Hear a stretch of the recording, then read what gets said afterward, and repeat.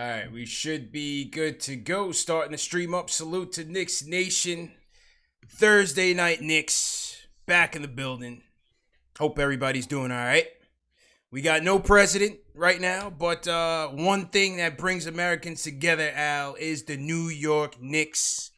And we got a lot to talk about, man. So CP from Knicks Fan TV in the building. My guy, Alex Trataros, the Tratacaster, on the guest spot. Al, how you feeling, man? How you feeling tonight? I'm good, CP. How you been, man? Yeah, doing all right, man. Listen, we are in November. Somehow we've been maintaining and able to talk Knicks for the past 8 months. Damn near. But there is relief on the way because it seems like the league and the Players Association are coming to an agreement on the December 22nd restart. So things are going to pick up quickly, man. What's your thoughts on the league doing that pre-Christmas kickoff? I think there's mixed feelings amongst fans for the most part, but for teams like us, like Knicks fans, Warriors fans, so forth, like we haven't seen basketball since March, man. I'm ready to see our team finally play. It's been way too long at this point. I understand if they wanted to push it out because, for two teams, especially, the Miami Heat and the LA Lakers, Yeah. they just finished playing this, they just finished in September. Maybe they need a little break before things get going. But for the most part, most of the league has been off. So got to get everyone rolling, make sure everyone can get compensated for it. And for those two teams, the whole thing is about load management now, right? So maybe those two guys like Jimmy Butler, LeBron James, Anthony Davis, they don't play the first couple of games, but I think it's needed to get this thing going. I'm really looking forward to being able to watch Knicks basketball next month. Yeah, me too. I'm with you, man. Obviously, player-wise, you feel bad for the guys that had just finished the bubble with, all things considered and all the conditions that they had to go through to play. But, if they go by the greater good, a vast majority of the league is well-rested. Those New York Knicks are raring to go and make this championship run. And you have, you have a good majority of the league that like I said, has had ample rest and $500 million at stake, bro. You follow the money, everything, that there's financial incentive on all of this in terms of getting the league started on time, getting the 72 games under wraps, finishing before the Olympics. All of that has to come into play. So I'm not surprised at the December 22nd start. And, with all that, with the draft coming up November 18th, bro, free agency is right around the corner. So we're going to kick it off. Tonight's is the first part series of our offseason targets. And tonight, let's talk about the point guards, bro. Let's talk about the point guards. Let's get it going. I've been saying for weeks, this is a critical position for this team that we have not addressed since Raymond Felton. It's been nothing but stopgap solutions, and it's hurt this team as far as development and team development. I think there's no doubt. And when you think about the keys from what you've heard, you haven't heard that much out of Knicks camp, bits and pieces out of the training camp and so far. But here are the key things that you heard from Tibbs. He wants someone that's going to collapse the paint, get into the paint. He wants to create a lot more corner threes. Right. Again, he emphasized team development. He wants a guy that's going to elevate this team. Right. And that might not be the guys that we have right now. And maybe it is. We'll see what happens. But just going off of some of those keys. Right. They're going to prioritize fit around RJ Barrett. Another key in their offseason quest. And so when I think about that, that's kind of how I kind of constructed my top 5 list. In terms of fit, in terms of corner threes, fit with RJ, ability to elevate the whole team, and kind of realistic as well, in terms of whether it's free agency or trade, just kind of looking at deals that I think would be realistic for the Knicks. And so that's how I kind of came up with my list. But we got to talk about the incumbent real quick. Have to. Since we're talking election, let's talk incumbent. Elfrid Payton. Elfrid Payton, bro, signed with the team last year. Yep. But he was what he was. He was Elfrid Payton. And so that's probably the best way to put it, in all honesty. Yeah. I mean, what did you feel about Payton's performance this season and the prospects of him coming back, man? What do you think? It depends like how free agency plays out, right? I think Payton, for the most part, he did a lot of things well. He can pass. Obviously, he's a good rebounder. He does what Tibbs wants, which is collapse the paint. have the defenders collapse in the paint because he loves to drive. I think he was averaging somewhere around like 12 drives a game. If we're going to talk about what Tibbs wants, that's exactly those elements right there. The only thing that he can't do really well is shoot, right? His mid-range is a little off, and 3-point, he was abysmal. I think he shot 20%. So if you're thinking about trying to fit around RJ, he's not that guy to really fit around RJ from a shooting standpoint, because we have to be able to space the floor to get RJ involved, because as we saw, RJ is not really a fluent shooter yet. Hopefully, he can take it to another level this next season. But for the most part, Elfrid Payton does a lot of things well, and it really all depends how this offseason goes, whether or not we keep him or not. He's only, if we don't keep him, that's $1 million towards the cap that Knicks can't just use. But at the same time, if we keep him back, it's $8 million. It's not really that much, and I think it's a really cheap option for a point guard that you can just use for one more year. Yeah, I agree, man. I agree. 7 dimes this past season, 10-7. Obviously, nothing to sneeze at. 52% assist rate on 7 dimes. That's good for, I believe that was 11th in the league. So good numbers from a facilitation standpoint. Very poor in the pick and roll. Shooting numbers, abysmal. And I think that's where Payton really hurt this team tremendously, and kind of contributed to the lack of quality floor spacing, whether it was around RJ, whether it was around Julius, or whoever it may be. That was a primary scoring option. And so I thought that crushed us. And so I've been saying for the longest now that I like Payton as a backup. I've always liked him as a backup. To me, he's always been a good backup. And so, again, coming here, he played out of his role. And so that's why I didn't feel like it really elevated this team as much as he should have. 20% from 3, you're just not going to get it done. 57% from the stripe, bro. So regardless if he's getting in the paint, regardless if he's drawing contact, 57% from the stripe, it's just not going to get it done. And so I think with the way that this offseason is going to be expedited, I think it's still possible that they bring him back potentially on a cheaper deal, as someone who has familiarity with what's going on. But I'd rather move on and bring some fresh blood in here. Yeah, totally. I totally understand that. I think when it comes to Payton, you said it perfectly. He's a good backup point guard, right? I think one of my concerns is if we don't have anyone else in the market, and the point guard market, really, when we're going to dive into it, it's very thin. There's not a lot of good options out there unless you're able to wheel and deal with another team to bring somebody in. Payton, at least he brings continuity, and that's an issue we've had with the Knicks for a long period of time, right? We haven't had a lot of continuity with this team. So he could just be a good stopgap player for the interim. Maybe if we draft a point guard this year, or maybe for next free agency when we're trying to take the next step, Yeah. That's the only thing I see that's the only thing I could say from Payton, Yeah. Other than that, as you were pointing out, his shooting, pick and roll. Kills us, man. Kills us.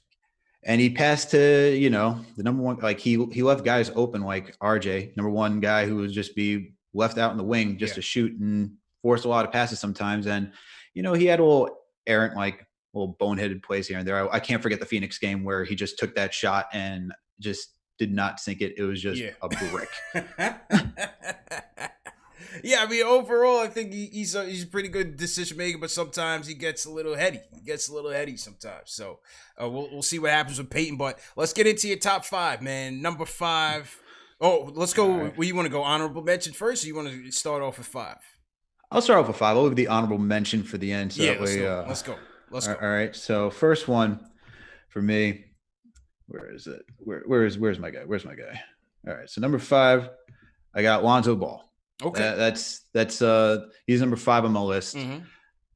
This, idea was sparked by Jonathan Macri from Knicks Film School, talk about doing trade backs. So in that newsletter, Macri proposed an 8th and a 27th, the Knicks 8th and the 27th, with a 13th and 39th to New Orleans, and we get Lonzo in the deal. I think that may change now because, as we had reports on Drew Holiday, is looking to be shopped by the team. So they do need a point guard, and that opens up cap space for them to sign Lonzo for the future if they want to, right?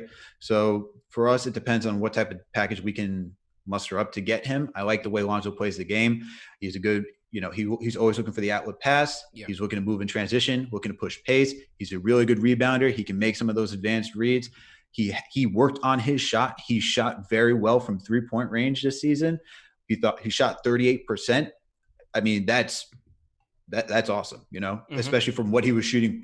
He wasn't even really shooting previously, previously, I should say.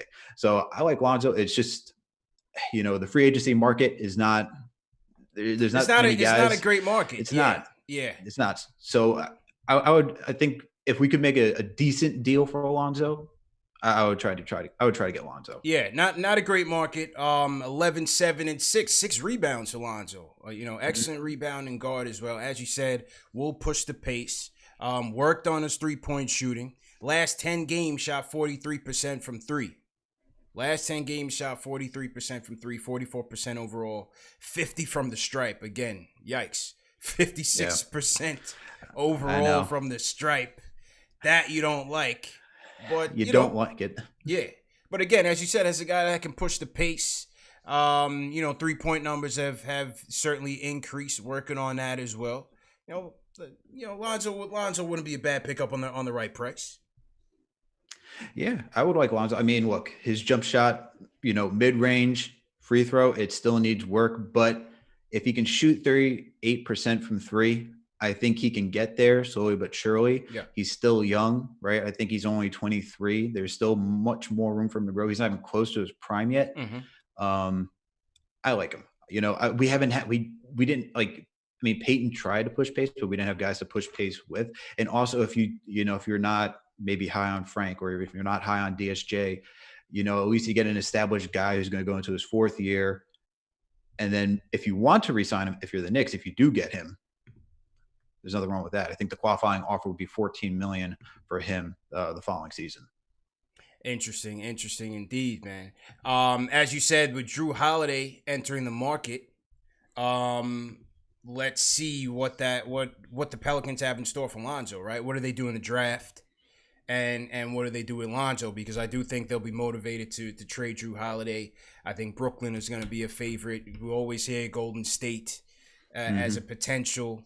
It's going to be several teams in the market for Jrue Holiday. He's a beast. So let's see how that impacts Lonzo Ball, his trade market, and so on. But yeah, I don't think Lonzo would be a bad option as a stopgap, or maybe even a reclamation project. Depending on where the Knicks see their future headed. For 5 for me, I had DJ Augustin. Okay. I had DJ Augustin as number 5. Solid pro. Only 10-4. Nothing that is going to strike off the board for you. But a couple things that did. Number 1, play with Tibbs. Back in Chicago.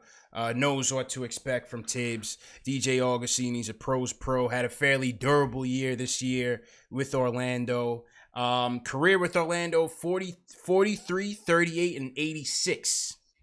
Good splits. Excellent splits. 43, awesome 38, and 86 for DJ Augustin and the Orlando Magic. And, like I said, in terms of a stopgap, I think he would fit there perfectly. I think he'd be a complimentary fit for RJ Barrett. And yeah, I think this is the most likely acquisition. I'm sorry, it's not the most exciting. I'm sorry for the people in the chat. It's not the most. He's not gonna wow you. You know what I mean? He's not gonna wow you by any stretch. But I think Augustin is a good pickup. 73rd percentile, Al, in the pick and roll. Points per possession, 73 percentile. 81st percentile in spot-up shooting, spot-up scoring. 96 percentile in catch and shoot. So he's going to be able to facilitate for you. He's going to be able to space the floor for RJ and whoever else. Maybe it's Isaac Okoro. Who knows? I'm seeing the Okoro name in the draft. For some reason, I feel like that's going to be the pick. So I think... Again, DJ Augustin is a perfect complementary piece. And I think he's a guy that, if let's say you go in with a draft pick coming out of the draft. Is Augustin could be a stopgap. With the season coming fast, training camp coming up, you want a veteran in there that's gonna grab the reins and be that coach out there for Tibbs and be that extension of him. Augustin can kind of be that guy while you transition to whoever it may be, whether it's a new point guard that you draft, whether it's Frank, whether it's DSJ, if Tibbs is not so high on them. But again, I think as a complementary piece, DJ Augustin would be a good fit. Who's number 4 for you? So actually, you just mentioned my number 4, which is DJ Augustin. Yeah, there you go. I like DJ Augustin. Everything that you said, you're echoing the same thing I would say about DJ. I think the only thing for me about DJ is that he likes to pound the ball way too much sometimes. He eats up a lot of clock. But as you already pointed out, he played with Tibbs. This is a short offseason. We're going to need continuity, right? He already understands Tibbs' system. So bringing him in for a year or even 2 while we're trying to groom a point guard, or if we're trying to create something in the interim, great like choice out of like realistic point guards. And I agree. I think, out of the CP3, even you mentioning Mike Conley, trade rumors, I think this is the most likely one. 1, because he'll be very cheap to get off the market. Yeah. 2, it just screams like, whether it's trying to keep Payton or whoever. I mean, shooting. Steady. Yeah, he's a steady guard. Yeah. Yep. Absolutely. Best way to describe him. That's what I think. Steady hand. So 4 for you is Augustin, right? 4 for me is going to be, as you said, Mike Conley. Mike Conley is going to be number 4 for me. I think, as I mentioned earlier this year, he's a guy that they are interested in. What will Utah do? Utah under new management. How will they go into it? Will this new kid be interested in trading Conley? What's his interest in terms of maintaining the luxury tax and the salary cap when those numbers come in? What's going to be his motivation there? So we'll see. But I think in terms of Conley, yes, he did struggle a bit coming into Utah. It was a bit of a strange fit, but he settled in. Ended up last couple of games, I think last 20 games, ended up shooting 40% from 3. So he was able to space it well for Utah. Obviously, we know what he brings as a floor general. We know what he brings on the defensive side of things. And again, in terms of when you talk about team development, when you're talking about being a leader in the locker room, and now with his 3-point prowess, I think Conley's a no-brainer pickup. It's 1 year left on the deal. You bring him in, he improves the team. You reevaluate him at the end of the season, see where you are. You still go out and if you want to go draft a Flynn at 27 or whoever it is at 27 or even 8, you bring in a Conley. That's his tutor. That's his mentor. Again, team development. We're not talking about, a star. We know Conley's coming down, but he's still a good floor general, and I think he can still help this team. For sure. I like Mike Conley. Actually, we're just piggybacking off at this point. That's my number 3 is Mike Conley. And I like Mike Conley. I think the one concern was his struggle in a new situation with Utah, and especially when you have 2 established guys like Gobert and Donovan Mitchell. Him coming to the Knicks, I know he'll probably be the guy, or he definitely will be the guy unless we get someone else in free agency who can help space the floor and create.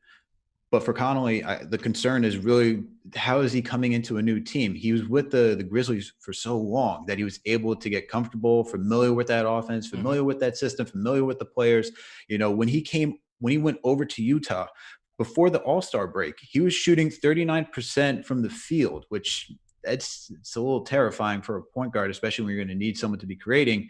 And, he was only averaging 13 points too, with, Donovan Mitchell and Rudy Gobert, 2 guys who, are automatically just generating offense, whether it's in the paint, and you have Donovan Mitchell, who is an all-star himself. So I like Mike Conley. I think he'll be, as you echoed, is a good locker room presence.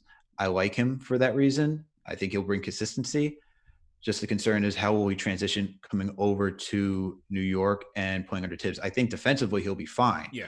Offensively is my biggest question, because if we're going to see the same struggle that he did with Utah in the first, first few months, it's going to be rough. Yeah. It could get rough, man. Could get a little dicey, man. Last 10 games, 40% from three. As I said, last 10, 40% from three. Certainly turned it up in a bubble. 14-4 this season. What was a down year in terms of the dimes, but I think again Conley would be solid and would allow the Knicks to accomplish their objectives from the point guard spot.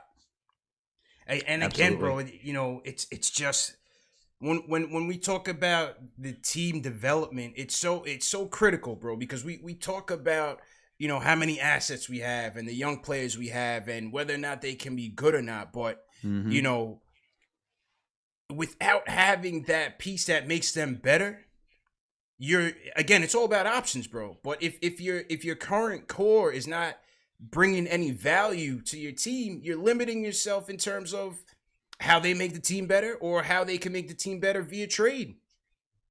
Absolutely. Your assets have to appreciate, right? You want your assets to appreciate, right? If this was business, if this was real estate, whatever it is, you want to be able to make that investment. And I think a point guard is that investment, a proper point guard, bro. Absolutely. I mean, we've seen it for so long, right? You said at the beginning of the show, we haven't seen a decent point guard since Raymond Felton, and really, he was really good when we had J Kidd too. That whole tandem worked for him to really excel, and we haven't had anything since that. We had Jarrett Jack. Look at what J Kidd did with Knicks tape. Perfect example. Yep. I mean, look, we've had Jarrett Jack. We've now had Elfrid Payton. We had Emmanuel Mudiay, Tank Commander Mudiay. The Tank Commander. Give me a break. It's just been a revolving door, man, at point guard, and even Trey Burke for a little bit. We need some stability, and we need someone who can actually hold it down. And Conley, even though he did struggle, I think, I'll say this: I think he will be able to hold it down if we had him on the Knicks. The question is, how? I know Julius Randle would be involved in the trade. Who else we're giving to them? Because if we're getting Mike Conley, I'm sure that they would have to get a point guard. So maybe we would have to ship over. Maybe we sign Elf and then ship him over, and those two guys would match the contract. Yeah. Again, time will tell, but I think it's critical, bro. I think it's critical. You can't expect Kev to get better. RJ, Mitch, Mitch shooting 75% at the rim. You got to get him a point guard get that pick and roll feisty, bro. You know what I mean? Something that's going to really force defenses to react. And then you can really open things up. It's critical.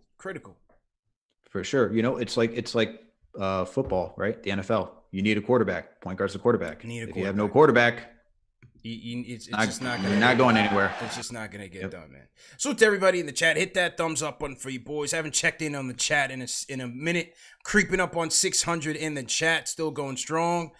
Make sure you guys subscribe to the channel. Hit that thumbs up button for you boys as usual. Salute to team #new. If you're new in the chat, leave us a #new so we can shout you guys out. My guy Erwin R said, "Damn, I'm late. I missed the first 20 minutes of the show." Erwin is tight. But yeah, we'll catch you up, Erwin. No doubt about it. We're going to get to the phones as well in a minute. 657-383-1509. Definitely hit us up. We want your takes on our top 5. Maybe you guys have some selections that we may not have covered. So definitely want to hear from the fans tonight as well. All right, Al. So we're on to 3. So 3 for me is going to be, I kind of rhymed a little bit. That was kind of like a little hot 16, a little freestyle. 3 for me is going to be, who's my 3? Fred VanVleet. Oh, yeah, I'm going with Fred VanVleet, man. Listen, battle tested, could have been a Finals MVP, scrappy defender. But where VanVleet, where his bread and butter is on catch and shoots, bro. Fred VanVleet shooting 65.6 effective field goal percentage off the catch and shoot, 44% off of catch and shoot threes. This is where he helps his team, man, in terms of just being a spark on the offensive end. Catch and shoot three-pointers off of transition, which the Raptors were first in the NBA this year. Raptors were first in the NBA in transition. This is Fred VanVleet for us right here, off of the catch and shoot. 14 drives per game, bro. Gonna get into it, put pressure on the defense. Now, those are the things I think that he excels at. What is a concern is finishing, because even though he drives a lot, this is where having the shorter guards hurts you, because his finishing numbers are abysmal. For And sure. and I think that's what hurt him in the pick and roll.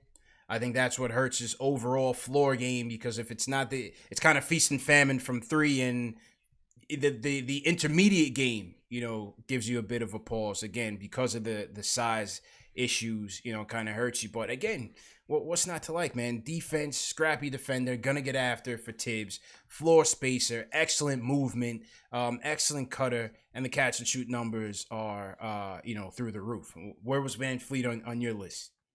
So Fred VanVleet is my number one option. Okay. Yeah. So I'll get into it now so that we can just get it over with. Mm-hmm. I like Fred VanVleet, man. I think, without having to use a lot of assets and to get someone in here, that's why he's my number one. We don't have to trade to bring in another guard. But with Fred VanVleet, you already pointed it out. His offense, his catch and shoot, it's something that you just want, especially if we're going to get Mitch to set screens, if we're going to get RJ setting screens, whoever to set screens.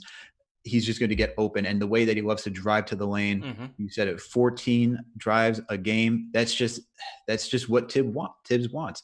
You're going to have defenses collapsing on him. And yes, his finishing is not there. He's in the 20th percentile amongst guards when it comes to finishing around the rim. Yeah. Terrible. And it's because of his height. He tries to do a little too much when he really can't. And the mid-range game is not there. He's truly evolved into the modern NBA where it's either you drive or you take the three. I think with him, though, what he will bring, though, is consistency. You're absolutely good. Give him like a 3 or 4 year deal. Pay him a lot of money to be here, somewhere between 22 to 24 million a year annually.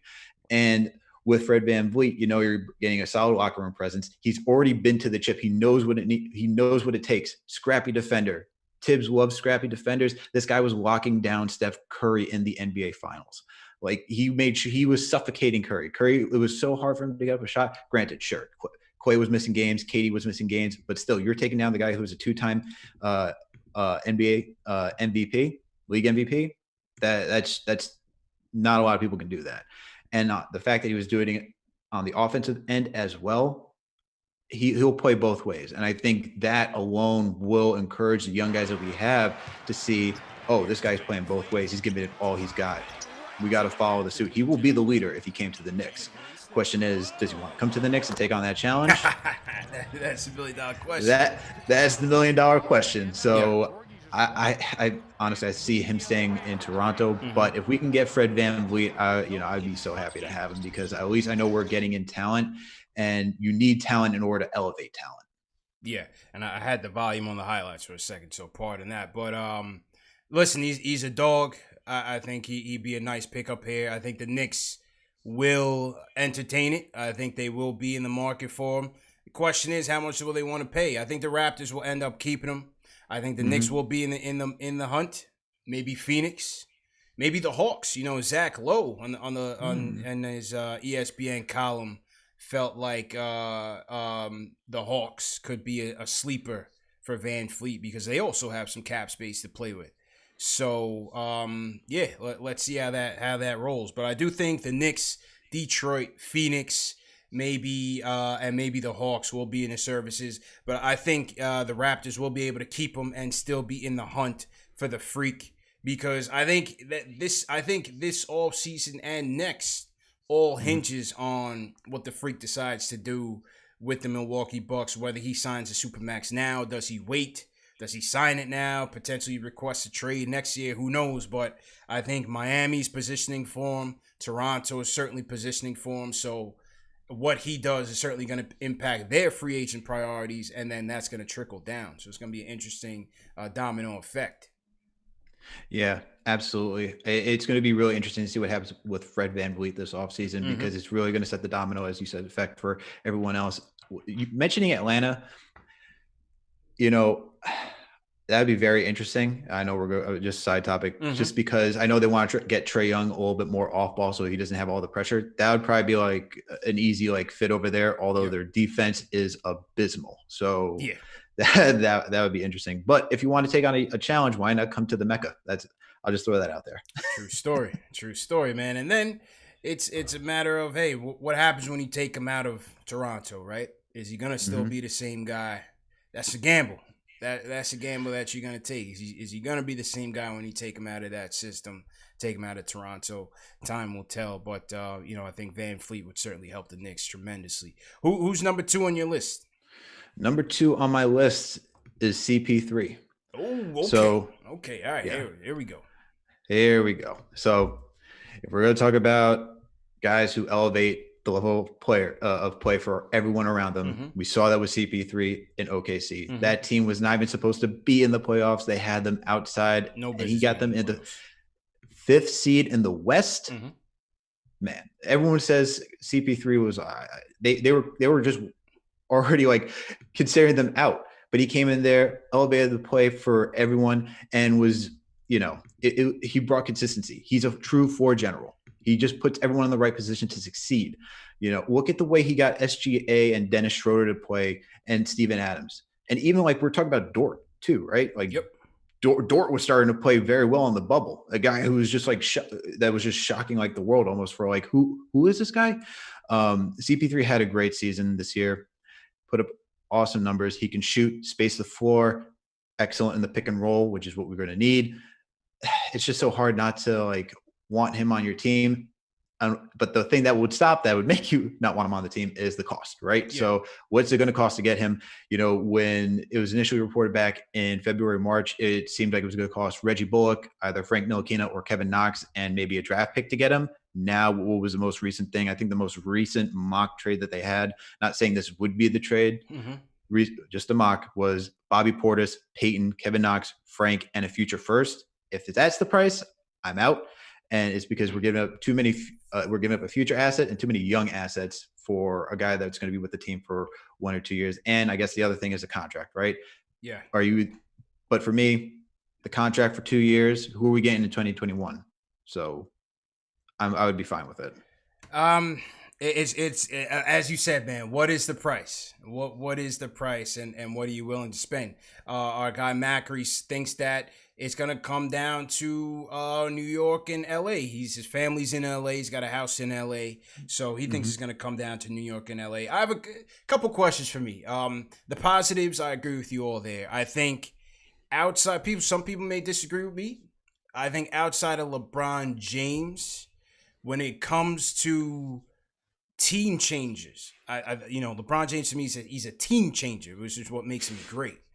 A part of that, obviously, skill sets aside, I think CP3 is right there in terms of the transformative effects that he has on a team. You look what he did with the Hornets / Pelicans. You look what he did when he went to the Clippers. You look what he did when he went to the Rockets. If he didn't get hurt in the Rockets, they win that Game 7. They might be NBA champions. And now look what he's doing with this Thunder team, a lottery team that had no business being in the playoffs before he got there. Look at the numbers. Look how he elevated SGA's game. Look how he elevated Schroeder's game. Again, he's a team changer. And when I go back to my main point about team development, this is the guy. He's number 1 on my list as well. I think he's number 2 on your list. He's number 1 on my list, CP3. Yep. Listen, this is the guy. This is the guy. Injury risk is still there. I think he had this season was more of an aberration for him. Staying relatively healthy. At his age, you have to expect it's going to come down. He's logged a ton of mileage. So you got to expect a nagging leg injury or something is coming. Don't wish nothing on him, but I think it's just Father Time, right? It's just reality. And then the contract. Obviously, the contract being heavy. How aggressive will Leon be for CP3? I don't think anyone really knows. I think what we've heard is they want to maintain cap flexibility. They don't want to make any, panic moves. So it's going to be interesting to see. But my other question is CP3 even motivated to come to a dumpster fire of a team, right? At this stage in the game, why wouldn't he be trying to play for a championship? You know what I mean? Yeah, totally. I mean, I would expect him to want to go to a championship contending team before coming to the Knicks. Yeah. But if LA and New York are his 2 options, you got the Clippers, you got the Lakers. I don't know what the Lakers cap situation is off the top of my head. But if they're going to sign Anthony Davis, I would expect that you're going to be giving up a lot of bench players that you potentially need. Yeah. Clippers, I know, I think Kawhi said or rumored that Kawhi wants a point guard. So if you want a point guard, there's no better point guard Bring him back than Chris to the Paul. Clippers. Yeah, that, and then you also have rumors that maybe the Sixers, because you hear Doc and them have like squashed it. But your point is well taken. This goes to Fred VanVleet too. Like, why do you want to come to the Knicks? Right. Is it Chris Paul that spends his offseason in New York? Is he the one? I think it's more LA. I think it's more LA. Yeah. That's right. It is LA. It is LA. I forget who it is for New York. So no, it makes more sense for him to want to go to LA than to come to New York. I guess it's based on the relationship with Leon Rose and what he's selling to him. Does Chris Paul actually think he can get another chance to go to a chip? I mean, at his level, probably thinks that, these players do have egos. Think of themselves. Yeah, absolutely. So I would expect him to go to the Lakers or Clippers or whoever is contending before coming to the Knicks. But, the relationship aspect with Leon Rose, who knows? That's the questionable factor. It's a questionable factor. Obviously, no, he does not have a no trade clause. I just feel like a veteran of that stature, OKC being in the position that they are in, I think Sam Presti will at least go to him and say, give me your list. Who's your list of preferences, and see what he can do, right? At the end of the day, absolutely. He as a GM needs to do what's best for business, take the best deal for him. But I don't think they treat CP3 as, Joe Schmo and just ship him off. No, I think they're going to consult with the guy. So that's why I say I question whether CP3 actually wants to come to a rebuild and not play for a championship. I think the contract makes the acquisition of him extremely complicated. And I actually don't think a trade involving CP3 goes down until near the trade deadline. Milwaukee, to me, is the obvious team who needs him. I don't know what they'll do to try to impress the Freak and make it a legit championship run. We're hearing that they're interested in Oladipo. They're hearing that they're interested in Bogdan Bogdanovic, which would be excellent for them. I think that would be a tremendous pickup. Well, I think CP3 would be obvious. Again, how do they make the numbers work? Do they have the assets that the Thunder would want? So I'm not sure, man. To me, I think this comes down to a trade deadline acquisition. I think Philly should not be slept on with Doc there, with Daryl Morey there. I think they evaluate what they have and maybe make a push mid-season. And you know what? I don't even know what the Lakers cap situation is, bro, but let's be honest. If it's not for the league interfering, the Lakers always get their man. So I wouldn't even be surprised if LeBron somehow moves this piece, that piece, and figures out a way to bring him in under the cap. For real. No, Lakers always get their guy, man, and never have to pay much for him. That's a fact. And I listened to the NBA Ringer, Kevin O'Connor. He says it right. Look, if they want somebody, they'll make it work. Every NBA team will make it work. They'll figure it out how to make the cap work. So if they want to go get CP3, they'll definitely go get CP3. That would be interesting to see LeBron and CP3 play together. That would be quiet. And Anthony Davis, my God, I guess just write them on for next year. Who knows? But CP3, I would like to get him on the Knicks, but it's gonna be cost. If we have to compete with those type of guys, the Lakers, the Bucks, the Sixers, those teams got way more assets than we do to create an enticing offer. And you also said it, look, Presti is going to do what's best for the Thunder too. But at the same time, Oklahoma City is not a desirable destination for every player out there, and so he also has to understand that, look, he has to treat players right too. So maybe he's like, look, it's the president of the Players Association I got here. I can't just go do whatever I want. I have to actually work with this guy. He's not, this is not James Harden, post Miami Thunder versus Heat, right? Where James Harden was still trying to become somebody. We're talking about an established, probably one of the top 10 best point guards we ever watched played.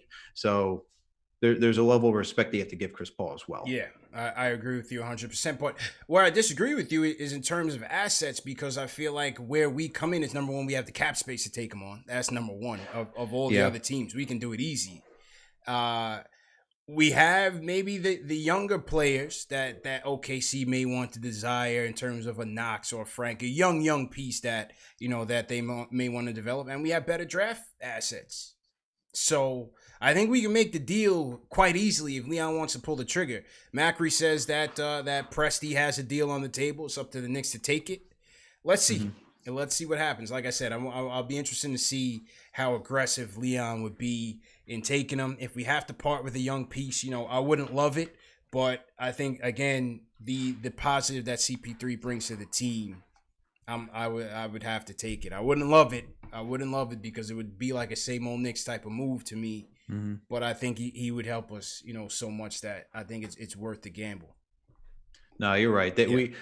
I would say you're right that we do have the assets. I guess where I should preface that is that for CP3, I guess why I don't know. I feel like why would he choose why would Presti one, because we would also want assets too coming back in that that deal, right? So then why would Presti want to also help us out too? It's a complicated deal, man. It's a complicated deal, bro. That's why I don't see it happening in this condensed time frame that they're talking about, because like I said, the draft is the 18th, free agency is going to be right after that. And so, and then you have training camp that more than likely is going to be December 1st. First game, December 22nd. So things are going to pick up very quickly.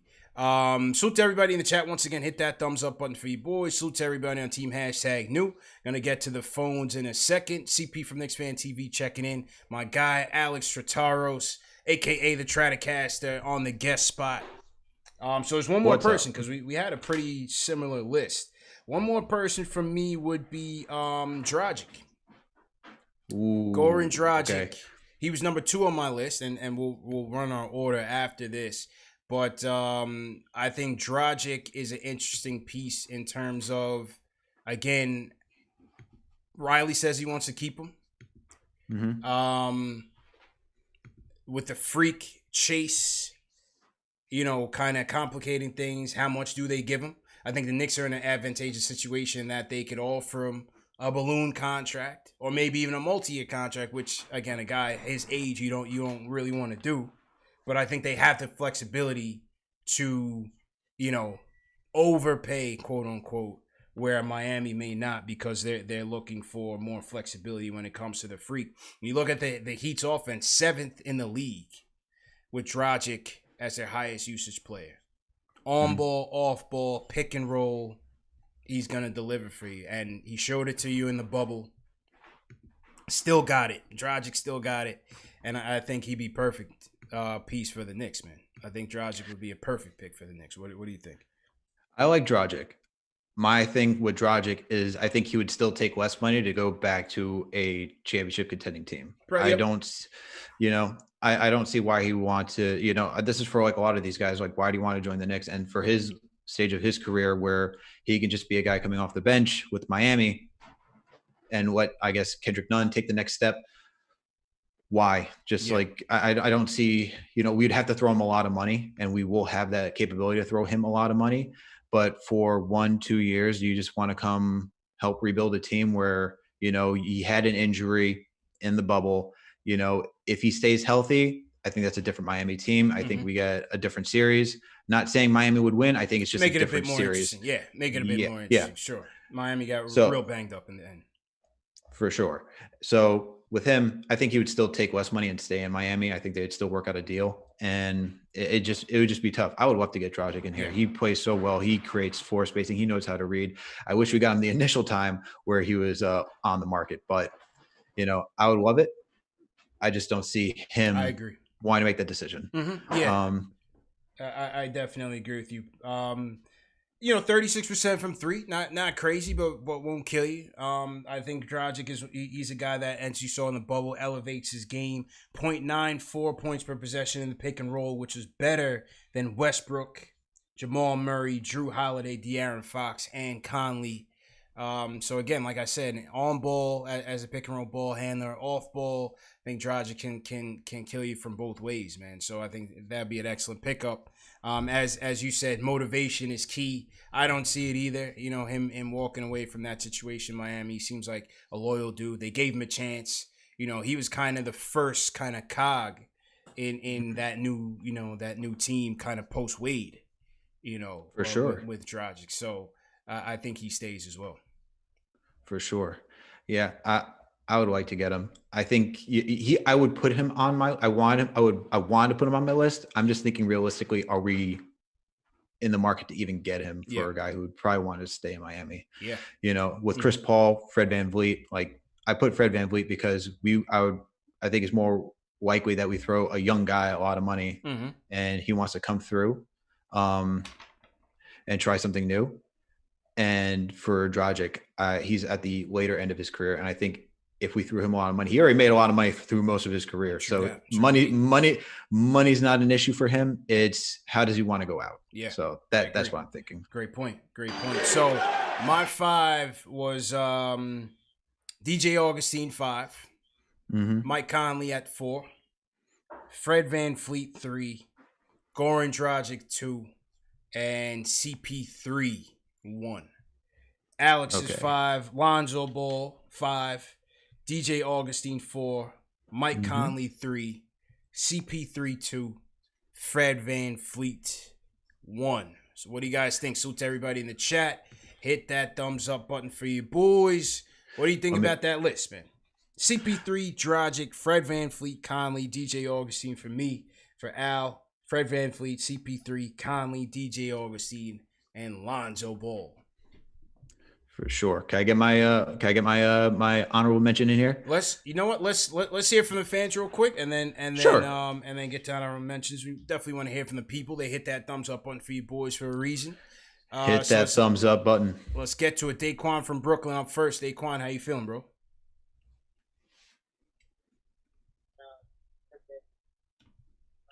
Daquan going once.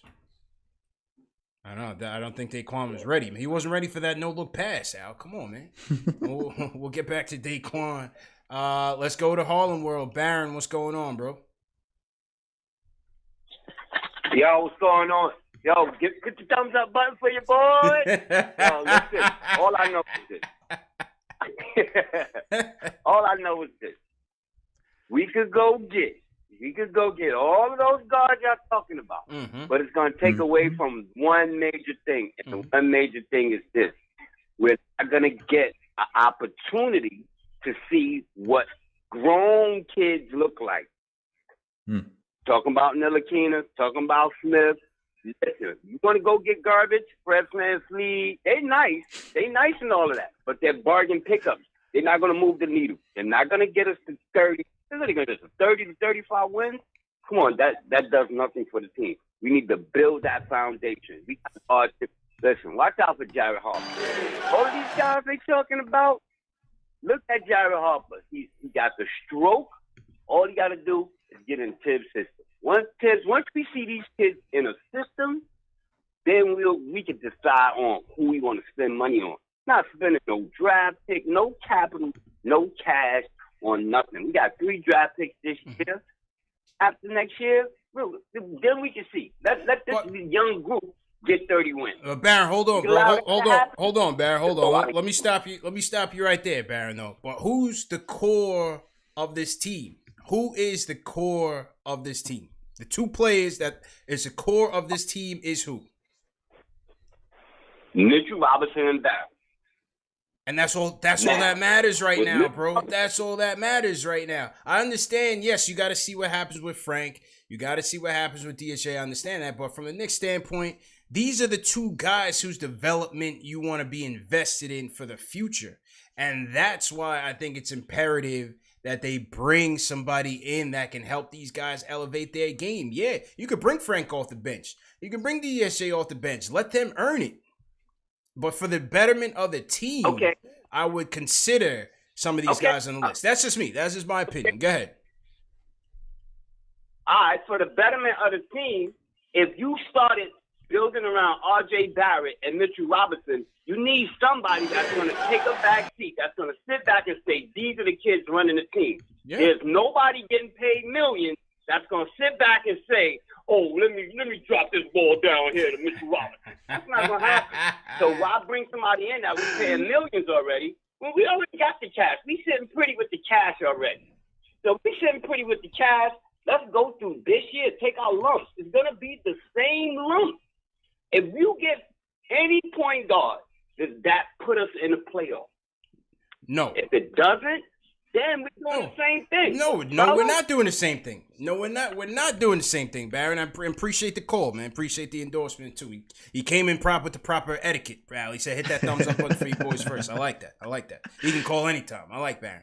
But the point I'm trying to make is, he feels like anybody that comes in is just going to take the ball away from him.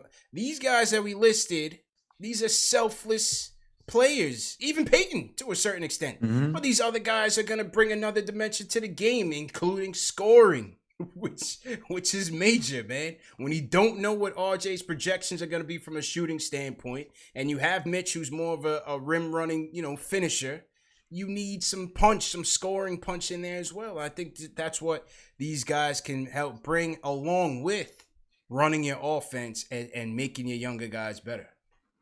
For sure, 100%. These guys are going to come in here, elevate the play of these other guys, of our young core, right? And if we're looking at RJ Barrett, if we're looking at Mitchell Robinson as the core, right? And we need a point guard.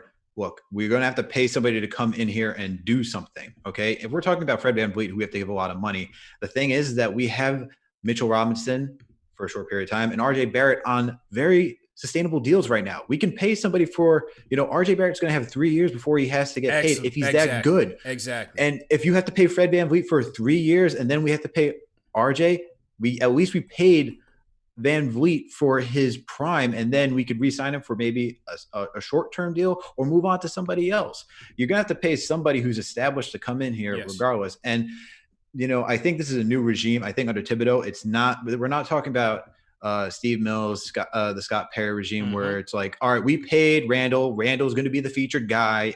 I don't think that's what Thibodeau wants. I don't think Thibodeau's going to care how much you're getting paid. If you're not producing, you're not producing. So take a seat. And he wants to create a system that's going to play. So I don't think the money aspect is going to be that big of a deal as it once was. But you're going to need to bring somebody in here to elevate level of play. And we need a point guard. That's what we're trying to say. We need a point guard. So no one's just going to come here if we just don't pay them. I would say DJ Augustin and Elfrid Payton are the cheaper deals, but you got to pay somebody.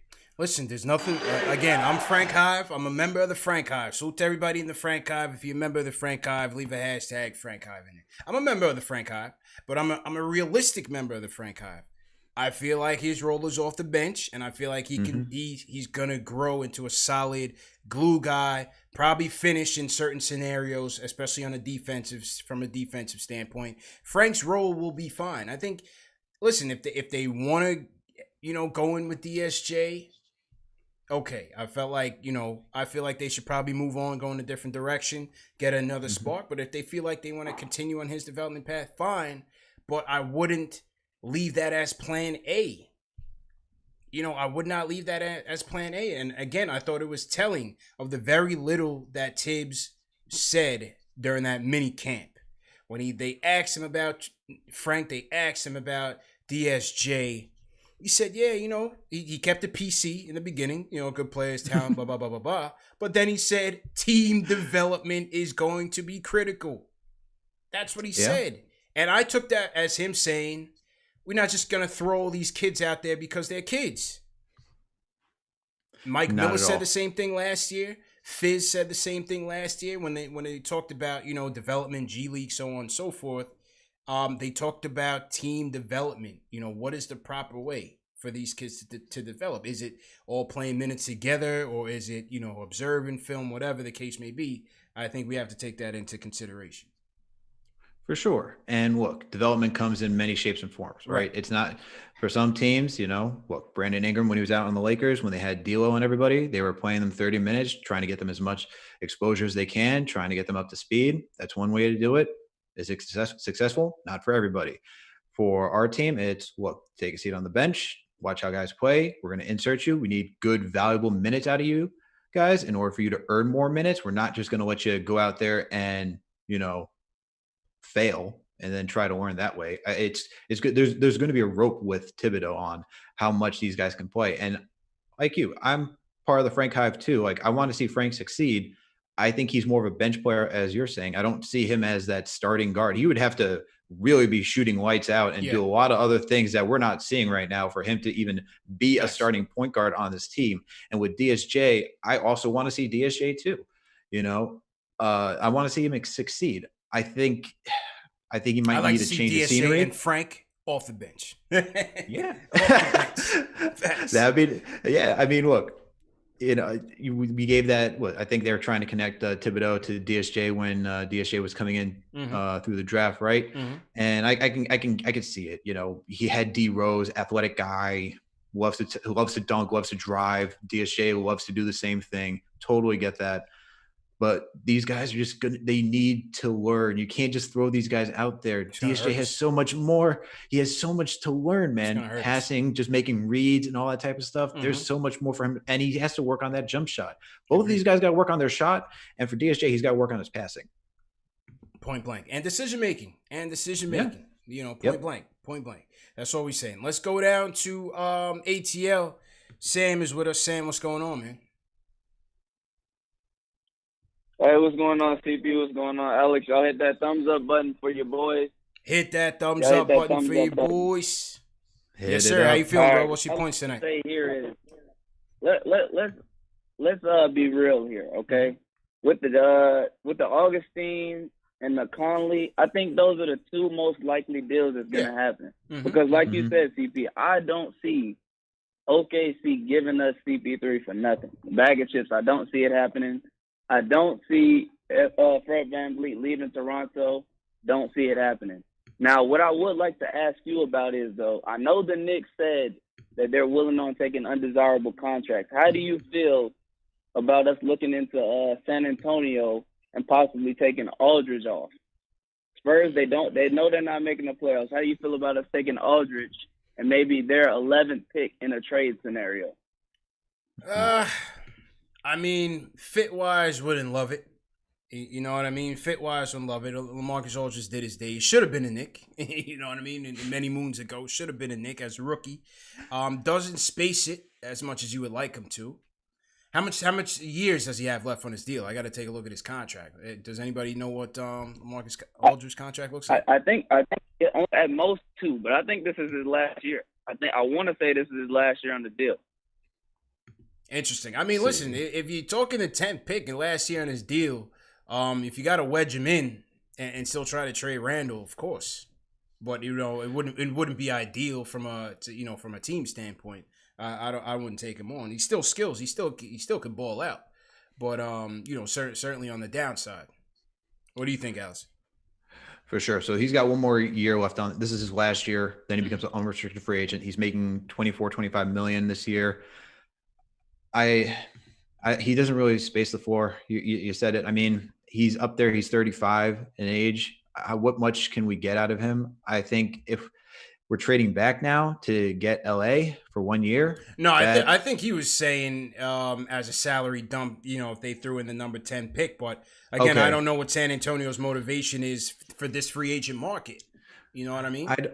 Yeah, and I think if they're trying to move players, they're trying to get assets too, right? Or if they're trying to build, they're not just trying to like dump and do nothing, right? So I would be a little hesitant in trying to take on LA. I don't necessarily think that's a bad contract since he's 1 year left for $24-25 million. You could just you're done with him after this season. It's not like he has another season. He's making maybe 30 or more. Mm-hmm. I would be a little hesitant to try to take LA on this team. I think just because he's a mid-range game. I agreed. I think when you look at salary dumps, you're looking at primarily contenders teams turning the corner that's trying to free up cap for the immediate future to try to bring somebody else in to better their team.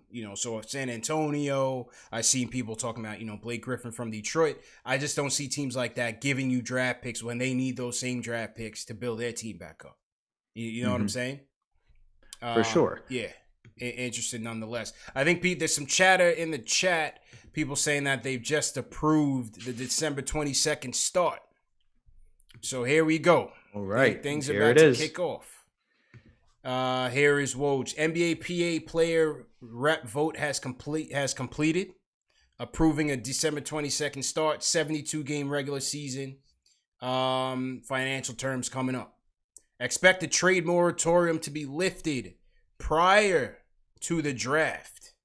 Ooh, so we could be having some breaking news right now, Al, as we talk about finessing some trades. So there it is. The league is getting underway. The Knicks are back. Basketball's back, man. We got the orange and blue back. Let's go. Let's go, man. Like I said, I have no idea how we made it this far, but we made it. Hit that thumbs up button for you boys for surviving. December 22nd, baby. Let's go. Let's go. Putting out content with no basketball. I'm hyped. Amazing. I'm hyped. The DJ Augustin led Knicks in the battle of the boroughs against Kyrie, KD, Bradley Beal, Steve Nash.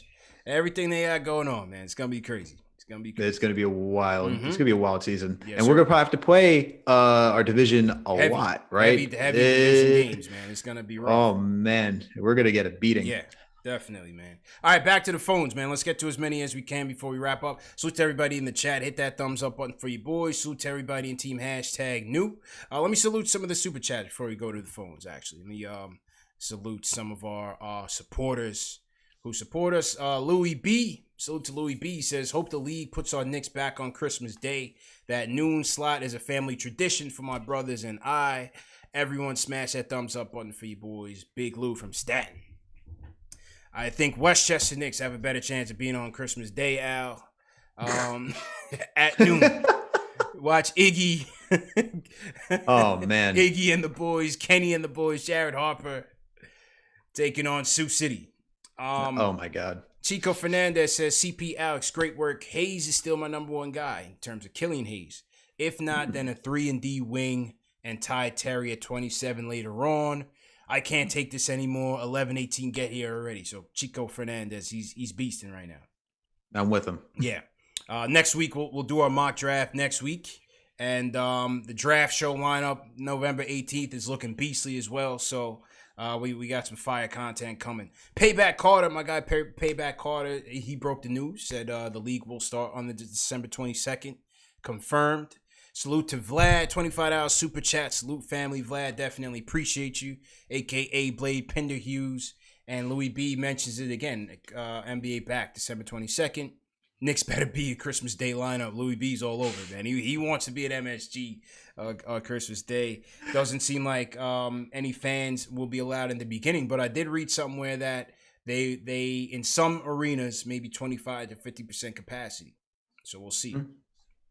We'll see. Yeah, that'll be interesting. Yeah, seems like they're trying to get the fans in there, and I'm sure they'll take that ticket revenue. All right, let's get back to the phones. HB Mac. Let's go BX. What's going on, bro? Yo, what's going on? First and foremost, hit that thumbs up for your boys. Hit that thumbs up button for your boys. What's going on, bro? What's going on, man? I had a idea, a realistic trade proposal. Now that the NBA is back, everybody wants Carol Lewis Jr. at 8 if he's there, if he's available. And I figured, why not try to call Sacramento? See if we can get De'Aaron Fox. You might have to take on a bad contract like a Harrison Barnes or whatnot. We take that on and say we trade Julius Randle, either DSJ or Frank Ntilikina along with the 8th pick. But for De'Aaron Fox, who's 22, who's a rising star, I think he would thrive with Tibbs, and I think it's realistic because of their salary cap situation that they might be willing to part ways because De'Aaron Fox, there's always rumors about him not possibly resigning. He's not happy there. So I figure why not try to come to New York, get a legit point guard who's ready, and who can thrive through Tibbs' system. Yeah, absolutely, man. You got to make a call for Swiper to Fox if he's available. That's a no-brainer, Al. You got to be all over it. I've been hearing that a lot lately. De'Aaron Fox coming up in trade rumors, man. I think that would be very interesting if Sacramento got rid of him. What do you think about that, Al? He was on your list when we were planning the list. But what do you think about Swiper and what's going on in Sacramento? I can't believe that. Yeah, I would love to get De'Aaron Fox, even though he flamed the Knicks in a tweet recently. Yeah, he did. But lottery night, he wasn't too kind to us. Yeah. But he did sell his house 2 months ago. So come on, man. I can't buy those, man. This is the NBA, man. Come on, man. These guys got cribs everywhere. Come on, man. Oh man, that's not selling me, Al. You're not selling me on any dissension here. I just had to throw that in there because I thought it was funny. But I would love to get De'Aaron Fox in here. I think if he's not happy in Sacramento, we gotta pick up the phone. We gotta try and make some moves. That's what you save all these assets for, right? You use the Dallas pick, you use even our pick. Yeah. Maybe maybe it's not maybe it's not pick protection to try to go get him, but that's the type of player you got to make a move for. I think they're trying to keep him though. I think they just signed Buddy Hield. They're trying to figure out what they got to do with Bogdan. Yeah. I think they're trying to keep that nucleus. You got Bagley too, who you're trying to keep as well. And I think they got something going on. They got new management. I'm not sure the management would just be. There's not the first year, at least. No. You'd have to get he'd have to, really demand a trade and get out of there, or after one season under new management, they'd have to see this ain't working. We got to go in a different direction. The new Kings GM is not starting his first year off by trading his best player. He'd be out of a job quickly. So I don't see that happening at all. But, hey, always pick up the phone. All right, let's go to Doc from Brooklyn. Doc, how you feeling, bro? Yo, what's going on, fellas? How you feeling, man? What's going on? All right. Two things. The Chris Paul thing, I don't understand why Chris Paul would want to come here because he's at the tail end of his career, and he should be trying to get a chip. Mm-hmm. And plus his contract, the next 2 years of his contract, he's getting like $40 million and close to $50 million on his last year of the contract. So I don't think we could afford to take on that contract. Well, we could definitely afford it. We could afford anything right now. We're not really spending too much money, bro. But I question that as well. I think, the rumors have been flying around like crazy with Chris Paul, but we don't know his motivation. We don't know the motivation for CP3. If I were him, Al, I'd be looking for a chip. So I don't know, but we'll see. Again, what is his motivation? Is it family? Is he gonna press for something for LA? Does he like OKC? Will he want to stay there? I have no idea. We got to see how that shapes up.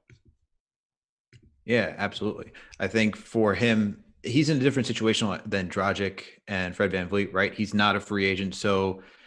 There, to some extent, he doesn't have that much. He'll have say in where he wants to go, but he won't have that much say. If the Knicks throw an offer that Presti can't refuse, he will have to go to New York. Even if he wants to go to LA. So that's the kicker with CP3. He is under contract. Yeah, that's a fact. So again, we'll see how things play out.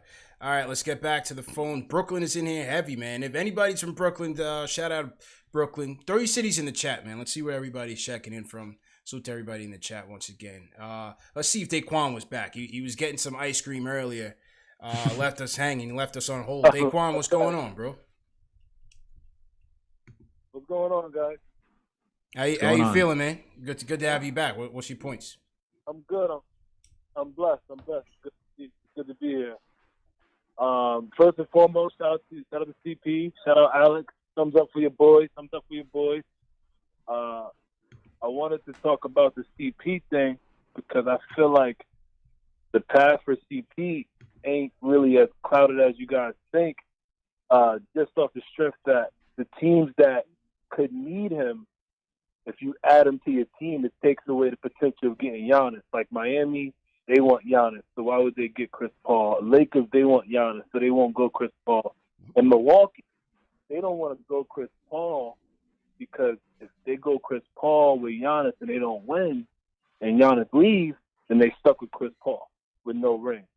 So I think the Knicks are the best suitor for him, and the team with the best ability to get him. And I think he wants to come there because he doesn't need a ring to validate his career. Bringing the Knicks to the playoffs would be just as big for his career as honestly winning the tip somewhere else as the third string or the second string. If he brings this team back to to a relevant, respectable level, I think that's a great thing for his career. I don't know, man. And Appreciate the call, man. Al, I don't know if CP3's resume be like, damn, I didn't win the ring, but I helped the Knicks get that 8 seed, man. I don't know, man. I don't know the guy's motivation, Daquan, but I think he's gonna set his goals a little bit higher. I'm just saying. I don't know, man. They don't make him like they used to, Al. I don't think that's what he wants to throw on his dresser. I think we'll raise the banner for that though at MSG, right? Mm-hmm. Yeah, for sure. But I don't think CP3 would care if he was the third banana on a team and won a chip. Yeah, he would definitely. The ring is more important than bringing the Knicks back to, relevancy. So for sure. Listen, the deal is complicated. I don't think Miami's not in it for him. Milwaukee needs him. I think they need him. And even if, he only has 2 years left on his deal. So I don't think the timing of the Freak's contract and him being there would, leave the Milwaukee Bucks stuck. I think they need him. I think they need him in the worst way. Again, I think Philly will be in play. I think the Lakers will be in play. To a lesser extent, Phoenix, I think, will be in play. And we'll see what happens. For sure. But I think the contract, I think this is a mid-season deal that's going to go down based on the timing of everything. Yeah, I could see that. Mid-season deal, try to get, you're looking for that last piece, someone that can come in there and then take your team over to the top. And then you can just say, because for a team like the Bucks, right, you would want to evaluate if you actually really need him before you start taking on that contract before the season gets underway. Same thing with probably for the 76ers, right? You want to see, can Simmons actually shoot and do other things before bringing on CP3 for no reason. So I agree with you. I think we're going to see, if he gets traded, it's going to be a mid-season scenario. Yeah, that's just my hunch for right now. Salute to everybody in the chat. Hit that thumbs up button for you boys. 772 going strong on YouTube. Salute to everybody checking in on Facebook. This is Knicks Offseason Central. CP from KnicksFanTV. My guy Alex Trataros, the Tratacaster, on the guest spot. We in here heavy. Ari's in the chat. Ari sounding off in the chat. He's going at people. He's going in on people. He still wants that Battle of the Fans smoke. We're going to set that up. Ari and Josh on a collision course. We definitely going to set that up on pay-per-view.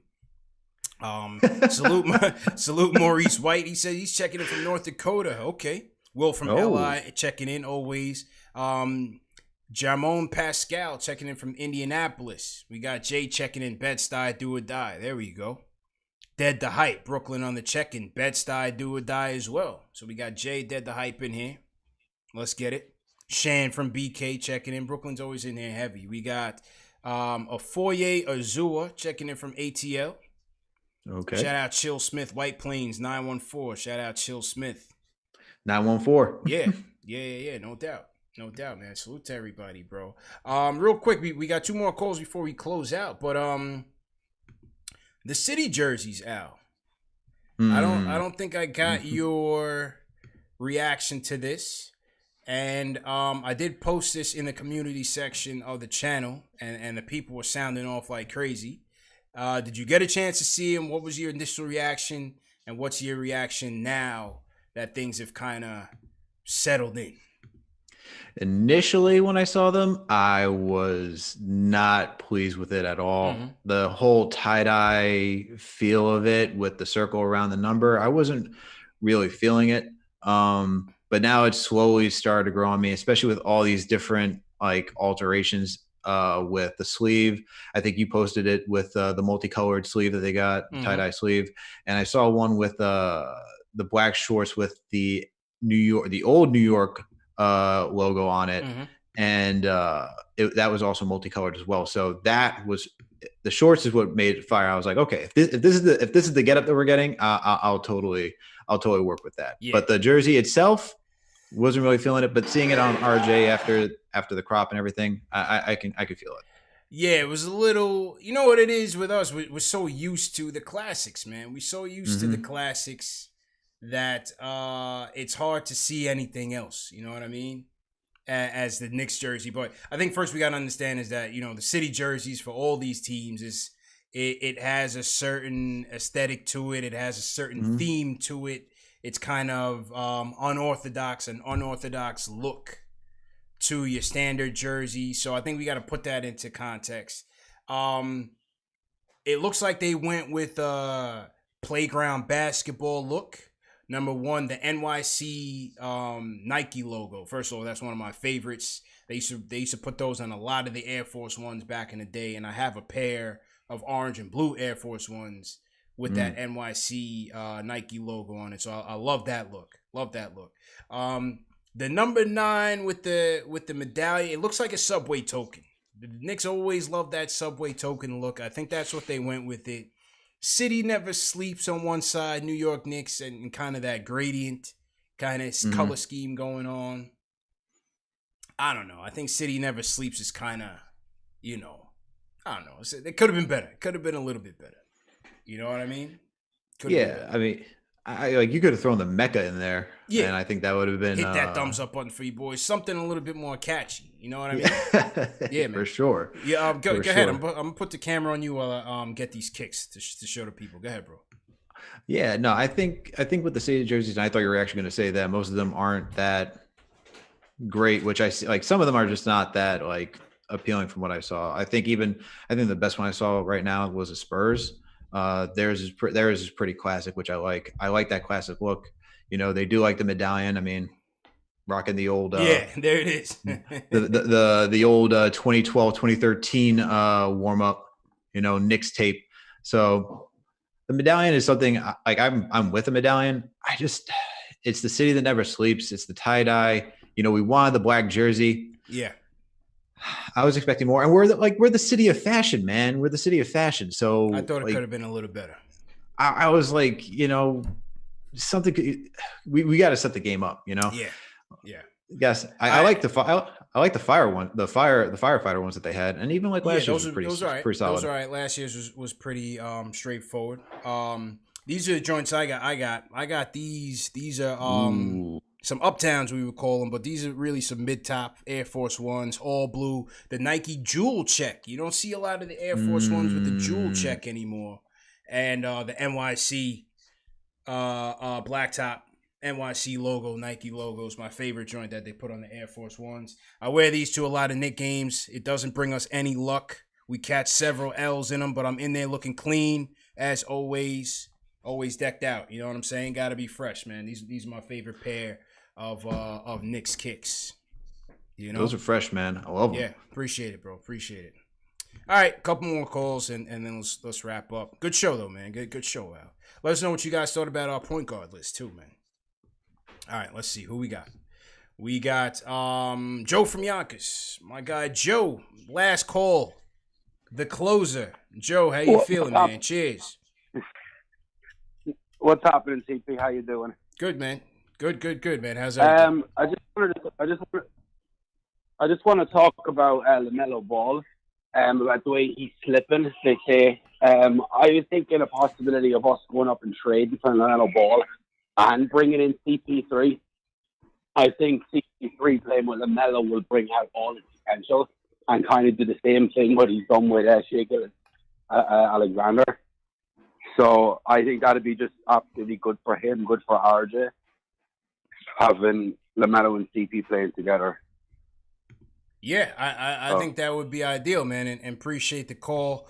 There is talk, Al, that LaMelo could be dropping. I don't know what you can glean off of that type of draft rumor, but he's still an intriguing prospect, an enigma, if you will, because it doesn't seem like Golden State or Minnesota want to keep that pick.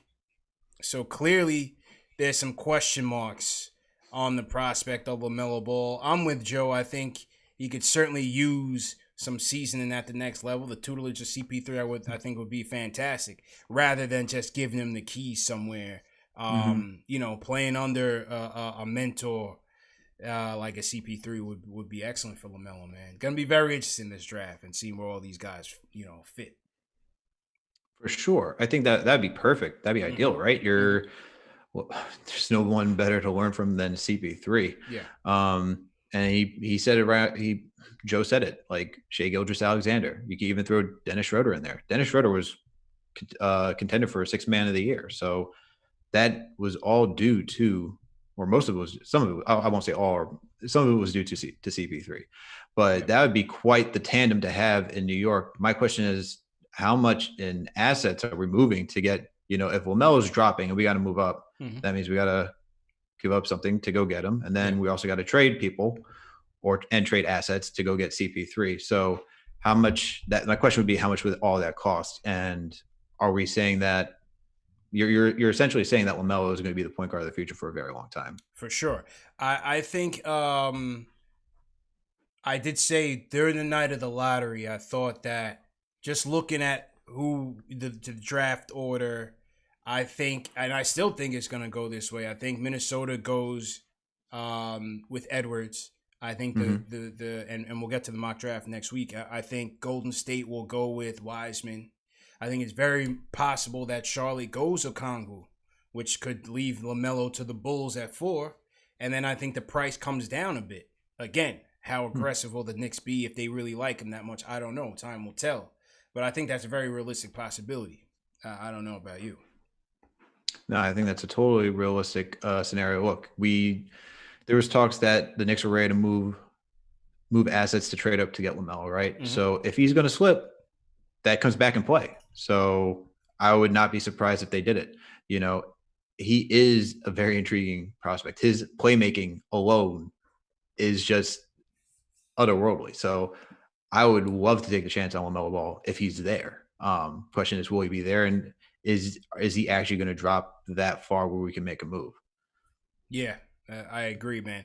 Real quick before we wrap, your honorable mention on the point guard list was Schroeder, though, right? It was Schroeder. Yeah. I like Schroeder. I think he really stepped up his game this season, especially offensively. He was pretty sure he was over he was over the 50th percentile for most of the shooting numbers that you were seeing. And he was, like I said, 6-man contention for this year. Really started to open the floor for a lot of players. Can shoot. I like him. I think he would be, this is last year of the contract. I don't think he'd be that expensive to move pieces to go get, especially if you want an established point guard. And, if we're talking about speed, if you like Kyra Lewis, like I do, thank you, Jay Ellis, for putting me on that bandwagon. Yeah, I would be fine bringing in Schroeder, and I think he'll break down defense with his speed. So, yeah. Yeah, I like Schroeder. I like him more of a score-first guard, but listen, this year was excellent. Could have won the 6th Man of the Year award very easily. I think they gave it to Montrez, who can't really argue that one either. But listen, Schroeder's excellent. Hard to really gauge how much of it was that CP3 effect. So we'll see what happens there. But scrappy defender, nice scorer. That 3-headed monster that OKC had, man, was probably the top 3-man lineup in the league, or top 5 easily, top 5 in the clutch as well. And Schroeder had a lot to do with that. So, again, not sure what he would command in the trade, or if OKC views him as a future piece as well. So we'll see what happens there. My honorable mention was an old friend in Langston Galloway, bro. Ooh. Langston Galloway, I think, would be a nice fit for this team. I think it'd be a good piece. Here's this with Langston Galloway. 38% of his 3-point shots were from the corner. That was an area that Tibbs is prioritizing. And he shot 54% from the corner, bro.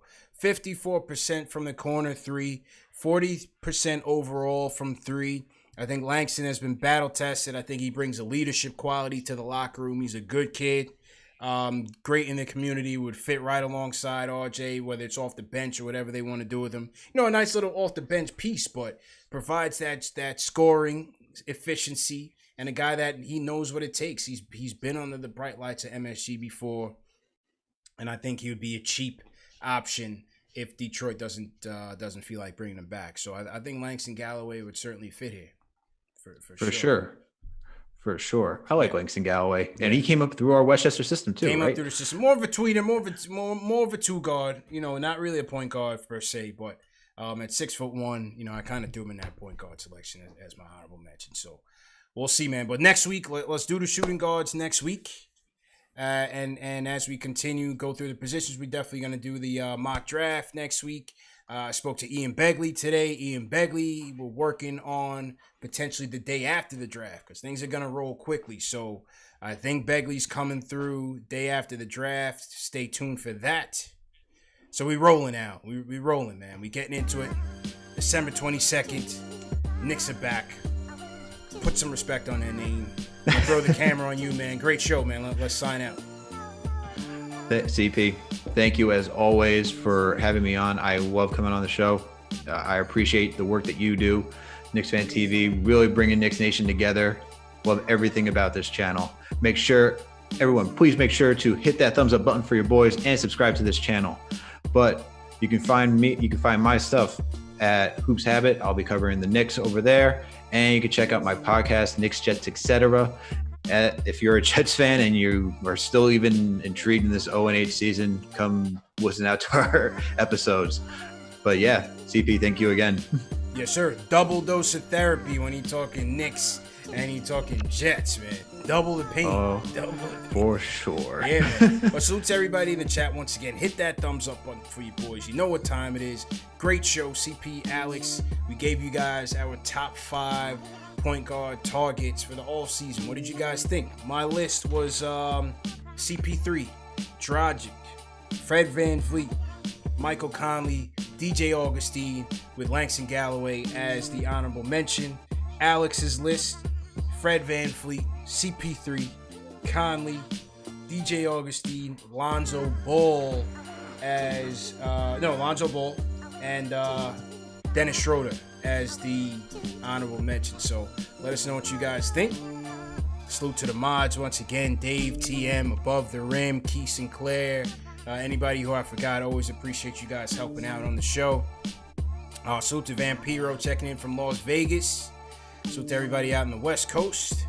Salute to Jason, Evan, Dean Stagg. Salute to Evan, Ernesto, Anthony Parasol, Mingo, appreciate it. Apple Fanboy, appreciate it. Pranav, always appreciate it. Alex, who you want to shout out, man? Who you want to shout out in the chat, bro? Shout out to all the mods. Mod fam right there. Apple Fanboy, Above the Rim, Ismail, Evan Diastag, Rome to take over. Yes, gotta sir. shout my boy out. Keith St. Clair, shout out to you as well. Ari Michael, gotta give my boy Ari a shout out. Shout out Ari for sure. And Yeah, man. Evan Distag, shout out to you as well. Absolutely. Stay tuned once again. Next week, we're going to do shooting guards. Leave a comment in the chat. Hit that thumbs up button for you boys. Subscribe to the channel. #1 show for the fans by the fans. CP, Knicks Fan TV, Alex Trataros. We out of here.